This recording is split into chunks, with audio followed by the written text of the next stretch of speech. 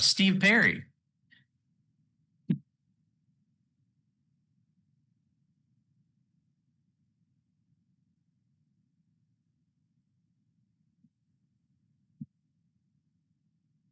Good morning, Commissioners. Good morning, Chairman Goodwin, Commissioner Mixon, and Administrator Hofstad. I get a chance to say hello to you earlier today. So I know you know why I'm here and what I'm going to speak about. But what I'm going to speak about today, I don't have a prepared speech for this portion, but I'm going to talk about, again, one of the subjects I said I'm going to repeat every time I'm here, and that's diver safety and the safety of your tourism that you're trying to encourage with the sinking of the SS United States as an artificial reef. And again, we've talked about this briefly. I don't know if you've actually procured a hyperbolic chamber or what you've done to ensure the safety of your divers and everything. There's plenty of stuff available at different times, but again, it's complicated. And with this location site being 22 miles offshore, you're going to require the U.S. Coast Guard to do all the stuff you have. I haven't done the research to see on every wreck you have when you say you've sunk large wrecks, but they're all boats. And I don't think you've had any divers die on the Skipping Sioux or the Manta Ray or anything like that. There have been divers' deaths on the Oriskany. There have been divers' deaths on the Vandenberg down in Key West. There have been divers' deaths on the Spico Grove off Key Largo. These large ships do encourage and result in divers' death that you will not see on these small boats that you've done, or the chicken coops, the tetrahedrons, and all the other things you've sunk, which are good for artificial reefs. I'm not against artificial reefing. It's wonderful. Unfortunately, Mother Nature did not create a natural environment off your shores for the creation of marine life. It's basically the Sahara Desert under the sea. So this is a good thing. However, the SS United States is the wrong asset to use to encourage that and to increase that. And I've indicated this to you about other ships that would be large and open. But the most serious thing that I want to bring up to you is the fact that you're sinking this in shallow waters to encourage people that should never go inside a wreck to go inside this reef as a possibility. I've been over the last couple of months to literally every dive shop from Alabama shores to Pensacola and Panama City, probably at least a dozen.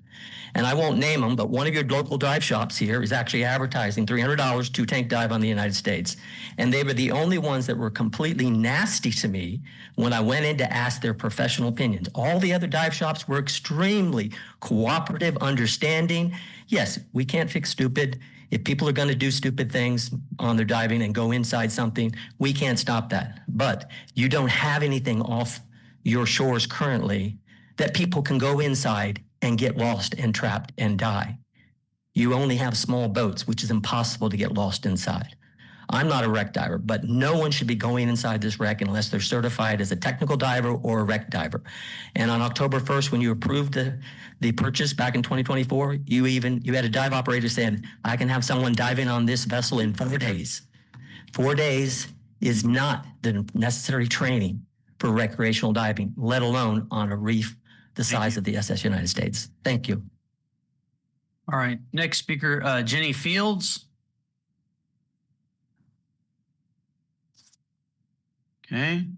Have a final public comment opportunity of the meeting. I have one card, and that is Steve Perry. So, Mr. Perry, if you'll come forward and provide your final comments.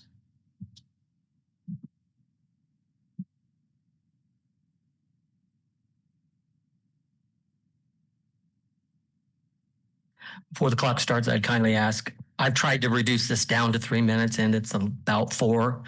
I drive 1,500 miles every time. And last time I wasn't able to hear, and I drove from Philadelphia, and that was a 2,000-mile trip. So I had to ask for just a little lenience to try to get this time in if it's okay. I'll tell you what, you can see if anybody on the board wants to grant a minute. I think they got to do that by motion. If not, try to keep it at 3. I'll try to keep it as quick as I can. Thanks. Thank you.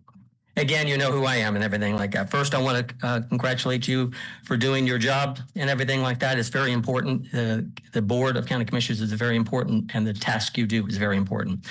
I attended an FWC meeting last week, or sorry, 2 weeks ago, when I wasn't able to attend the meeting here 2 weeks ago. And I thought it was very enlightening to speak with the FWC. I want to read a little bit related to that speech modified. The Florida Fish Wildlife Commission, or Conservation Commission, is committed to protecting Florida's marine resources through the Coastal Corridor Initiative, which is getting started, but it's been going on for some time. Florida has earned a reputation as the nation's leader in artificial reef development, and the framework you are creating today, they, as well as you, help shape their artificial reef policy for decades to come. As their presentation at that time, the framework was to be developed by scientists, managers, including public workshops, guide artificial reef placement throughout Florida over the next 15 to 20 years. I'm here as the member of our private foundation, and I want to say over the past 22 months, I, alongside about half a dozen of my colleagues, have addressed this board nearly 30 times. And we've addressed issues related to scientific, environmental, historic preservation, regulatory issues surrounding this proposed development of the SSUS United States as an artificial reef.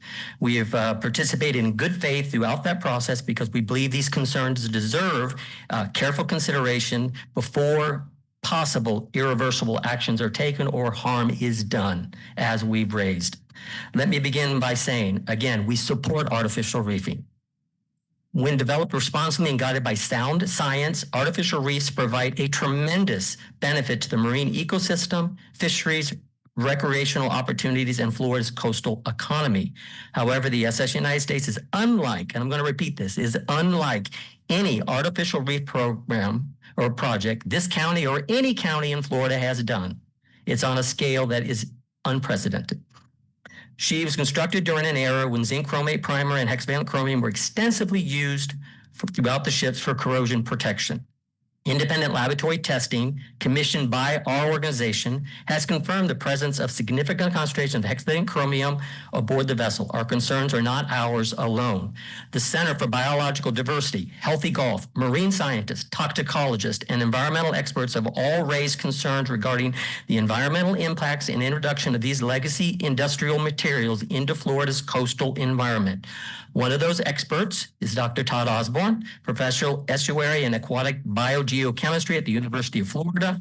Dr. Osborne holds a PhD in soil and water science with specialization in biogeochemistry and aquatic environments. Right. In a recorded statement.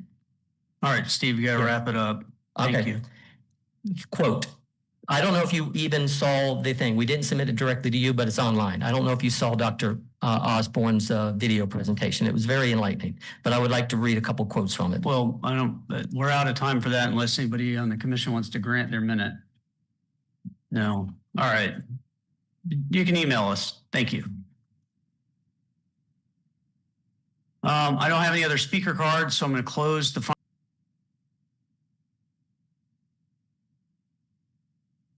staff meeting today. Staff meeting.